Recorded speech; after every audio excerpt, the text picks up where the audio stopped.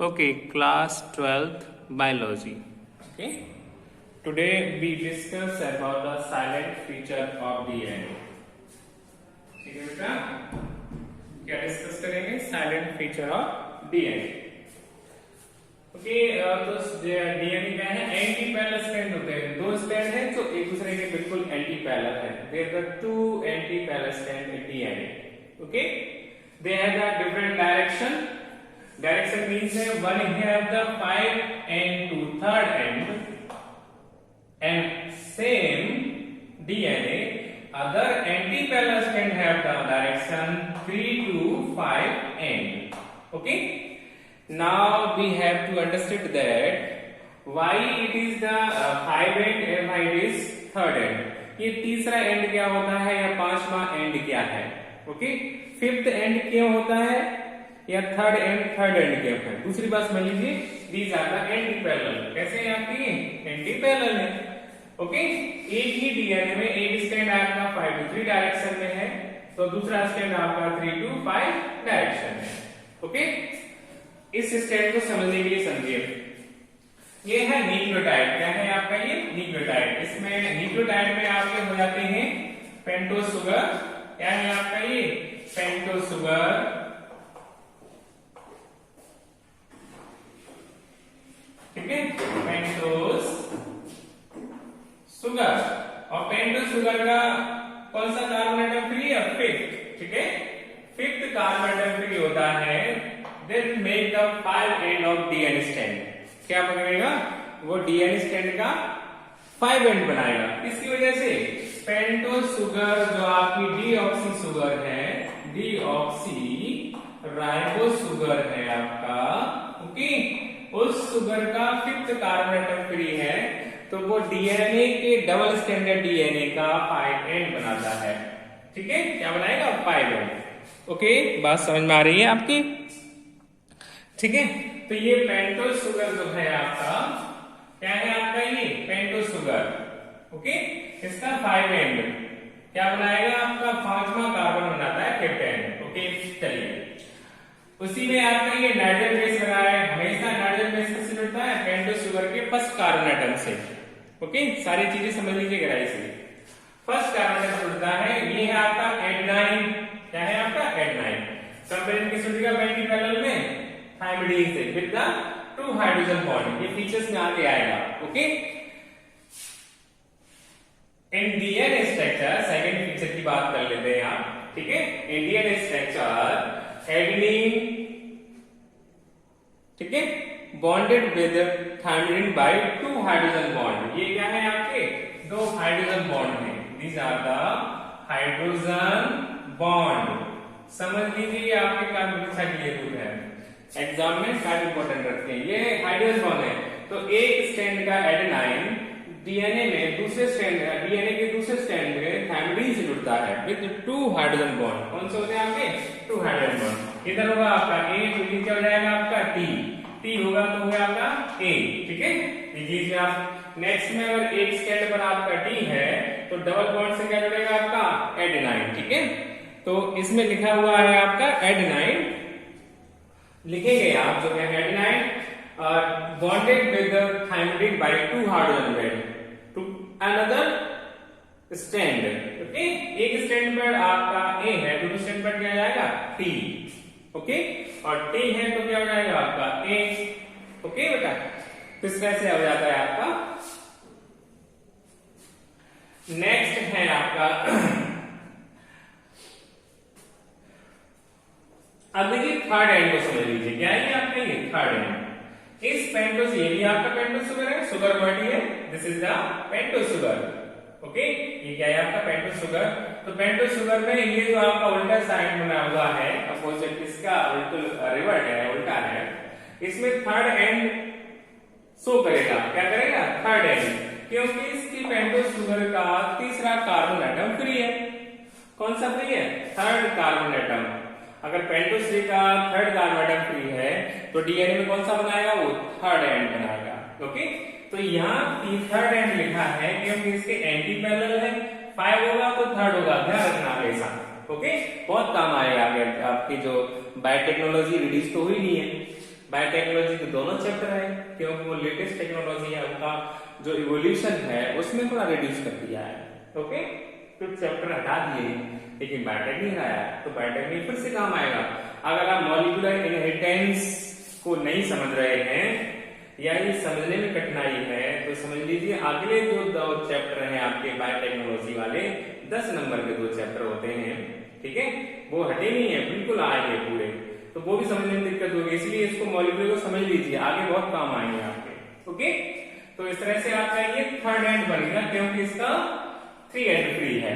Okay, तो pair किसके through थे? एडमिन पेयर करता है थायमिन के भीतर 2 हाइड्रोजन बॉन्ड। एक आपके स्टैंड में अगर एडमिन होगा तो दूसरे स्टैंड में क्या होगा? थायमिन। और देखो प्यूरिन और पिरिमिडीन, प्यूरिन बेस, ठीक है, प्यूरिन बेस, तो प्यूरिन बेस है आपके ए और जी, ओके, और आपके पिरिमिडीन बेस है वो है आपके सी और टी। ओके, तो प्यूरिन हमेशा किसके साथ रहता है? पिरिमिडीन के बेस के साथ, ठीक है, प्यूरिन पिरिमिडीन, पिरिमिडीन प्यूरिन, ये भी होता है। अब चलिए डिस्कस करते हैं साइटोसिन। सिमिलरली जैसे ए और टी के साथ कॉम्प्लीमेंट्री होता है, वैसे ही आपका ग्वानोसिन साइटोसिन के साथ कॉम्प्लीमेंट्री होता है। ओके, ये ट्रिपल हाइड्रोजन बॉन्ड है। क्या है ये? Triple hydrogen bond. ए और टी के बीच डबल हाइड्रोजन बॉन्ड होता है, और जी और सी के बीच होता है आपका ट्रिपल हाइड्रोजन बॉन्ड, ठीक है। तो क्या है आपका ये वीडियो चल रहा है या नहीं? हाँ, दौड़ रहा है भाई, ठीक है। तो ये है आपका जी और सी के बीच क्या हो जाएगा? Triple hydrogen bond. ओके, तो एक स्टैंड में आपका ग्वानोसिन है, तो दूसरे स्टैंड में क्या होगा? Cytosine, okay, with 3 hydrogen bond. कहते हैं आपके ये 3 हाइड्रोजन बॉन्ड। और अगर आपका साइटोसिन है तो ट्रिपल हाइड्रोजन बॉन्ड के साथ ये जुड़ा रहेगा आपका ग्वानोसिन के साथ, ठीक है, this is the G. Okay, चलिए, तो इस तरह से आपका ग्वानोसिन साइटोसिन। तो यहाँ पूरा समझ लीजिए, आपका यहाँ आपका सी है तो यहाँ जी होगा, ये जी है तो ये सी होगा, सी है तो ये जी होगा, ये टी है तो ये क्यों होगा, ये के है तो टी होगा, टी है तो ये आपका जी होगा। ओके, तो इस तरीके से ये एक दूसरे के एंटी पैरेलल होते हैं। क्या होते हैं? Anti parallel. अब यह टर्म आता है 1 turn of helix contain the रफली 10 बेस पेयर 1 टन। ओके, ये हाफ और ये हाफ कितने होंगे इसके अंदर? आपके हो जाते हैं 10 बेस पेयर। एक बेस पेयर मतलब हो जाता है आपका, देखो ये एक बेस पेयर, एक एडमिन और थायमिन, तो 1 बेस पेयर करेंगे ना 2 नाइट्रोजन बेस। ओके, ये बेस पेयर हो गया 2 इंच में 2 पेयर कर दिया आपने। ये बेस पेयर होता है इस तरीके से 1 टन, यानी कि 160 डिग्री 360, एक पूरा चक्कर लगाने में कितने बेस पेयर होते हैं? 10 बेस पेयर। और इसका सिंपल सी याद कर लो 34 एंगस्ट्रॉम होता है ये। तो इन दोनों के बीच कितनी डिस्टेंस हो जाएगी? 3.4 एंगस्ट्रॉम। ओके, ये सिंपल सा फीचर मैं पहले वीडियो में एक्सप्लेन कर चुका हूं इसको। नेक्स्ट है आपका ये हाइड्रोजन बॉन्ड हो गए, थर्ड एंड हो गया आपका। ओके, तो ये है आपका silent feature of the DNA. और देख लेता हूं अगर कुछ बचा होगा। ये हो गया आपका, ये मैं स्टैंड बचा दिया आपको, डबल हेलिक्स, ठीक है। और यही है नेक्स्ट बताता है कि हाइड्रोजन जो बॉन्ड है आपके क्या है? हाइड्रोजन बॉन्ड ये स्टेबिलिटी देते हैं, stability to DNA strand. Double helical DNA strand है, आपस में जुड़े हुए होता है। जब आप पढ़ेंगे ट्रांसक्रिप्शन और ट्रांसलेशन, ठीक है, ट्रांसक्रिप्शन में आपका अनवाइंड हो जाता है जिससे मैसेज आगे बनेगा, और रेप्लिकेशन में तो रेप्लिकेशन प्रोब बनता है, तो ये अनवाइंडेज एंजाइम के द्वारा क्या करता है? तोड़ देता है हाइड्रोजन बॉन्ड को, ठीक है। हाइड्रोजन बॉन्ड पढ़ा है आपने, वीक बॉन्ड होता है जो आसानी से टूट भी जाता है और आसानी से टूट भी जाता है, लेस एनर्जी रिक्वायरमेंट होती है। चलिए, तो ये है आपका silent feature of the DNA. Okay, DNA के फीचर्स है। इसके बाद स्टार्ट होता है सेंट्रल डॉगमा। क्या स्टार्ट होगा आपका? Central dogma. ओके, चलिए इसको बता देता हूं आपको।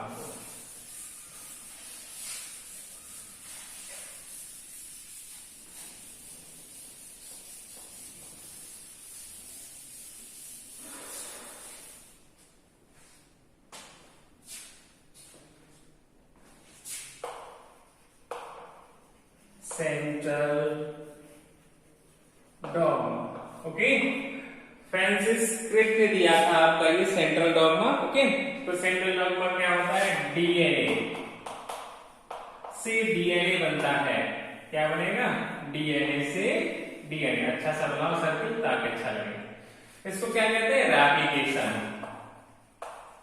Replication, the process in which DNA formed new daughter DNA is called replication. क्या हो जाएगा आपका? रेप्लिकेशन। ठीक है, रेप्लिकेशन। ओके, रेप्लिकेशन फिर आता है आपका मैसेंजर आरएनए बनता है। इससे क्या बनता है? MRNA. It is known as the transcription. Transcription. Okay, तो ये तो न्यूक्लियस के अंदर ही होता है और ये ट्रांसक्रिप्शन भी आपका न्यूक्लियस के अंदर ही होता है। ठीक है, डीएनए का रेप्लिकेशन न्यूक्लियस के अंदर भी होगा, आपका ट्रांसक्रिप्शन भी न्यूक्लियस के अंदर। Transcription is a process in which the genetic information transfer from DNA to in the form of messenger RNA. ठीक है, transcription is a by process in which DNA form a messenger RNA या messenger RNA as formed. Okay, किसी भी तरीका से लिख सकते हैं। फाइनली क्या है कि ट्रांसक्रिप्शन एक प्रोसेस जिसमें डीएनए से मैसेंजर आरएनए का फॉर्मेशन होता है, यानी कि genetic information is transform in the form of messenger RNA. Okay, next है आपका मैसेंजर आरएनए के बाद होता है आपका ट्रांसलेशन, और उससे बनती है आपकी प्रोटीन। क्या बनती है? Protein. Okay, so it is a translation. क्या है आपका? ये ट्रांसलेशन है। ओके, तो translation is the by process in which the genetic information is convert into the form of protein. ये आपका पॉलीन्यूक्लियोटाइड है और ये पॉलीपेप्टाइड है। मैसेंजर आरएनए है, आरएनए फॉर्म है। आरएनए क्या? जेनेटिक मटेरियल है। It is the polynucleotide. Okay, so it is the central dogma. कोई भी जेनेटिक इंफॉर्मेशन प्रोटीन तक पहुंचने में कितना प्रोसेस होता है आपका? ट्रांसक्रिप्शन और ट्रांसलेशन। और डीएनए यहाँ डबल होता है, यानी कि एक सेल से दो डॉटर सेल बनती हैं। डीएनए आपका सेम रहता है, तो उसकी कॉपी बनने से पहले इसका क्या हो जाता है? ट्रांसक्रिप्शन, कॉपी बन जाती है। क्या हो जाता है? डीएनए की कॉपी बन जाती है। अब सवाल आता है कौन सी? ठीक है, चाहे मियोसिस हो चाहे मेटासिस हो, बेटा दोनों में कॉपी बनती है। ओके, एक से दो सेल बनेगी। दिमाग लगाना आप कि एक स्पर्म मदर सेल से दो स्पर्म बच्चे बनते हैं, उसके बाद चार बनते हैं ये। ओके, तो चारों में कितना होता है आपका? 23 92 हो जाएंगे। कितने हो जाएंगे? 92। तो इतने क्रोमोसोम कैसे बन जाते हैं? कॉपी बन जाती है। क्या होता है? Copy. They form the copy of the DNA. Okay, just तो डीएनए क्या कैसे बनती है? रेप्लिकेशन के द्वारा। ट्रांसक्रिप्शन से बन जाता है मैसेंजर आरएनए, और ट्रांसलेशन से क्या बनती है? प्रोटीन। क्या बन जाती है? प्रोटीन। ओके, तो इस तरह से this is about the central dogma. क्या है ये आपका? Central dogma. बहुत अच्छा है, 3-3 नंबर तक में आ जाता है आपको, तो ये पता होना चाहिए क्या होता है central dogma. Replication, the process in which new DNA या daughter DNA form from the old DNA. Old DNA वो भी सेमी कंजर्वेटिव होता है, वो भी आपको बताया जाएगा। Transcription is the process in which DNA convert into the form of the messenger RNA. Okay, genetic process में बन जाती है मैसेंजर आरएनए के फॉर्म में। And translation is the bio process in which the genetic information convert into the polypeptide chain in the form of protein. Protein क्या है? Polypeptide chain. Okay, जब ये आएगा आपको सारे प्रोसेस बताए जाएंगे। Next B is in search of the genetic material. आगे डिवीजन क्या पढ़ेंगे? जेनेटिक मटेरियल का सर्चिंग पढ़ेंगे। Okay, thank you very much.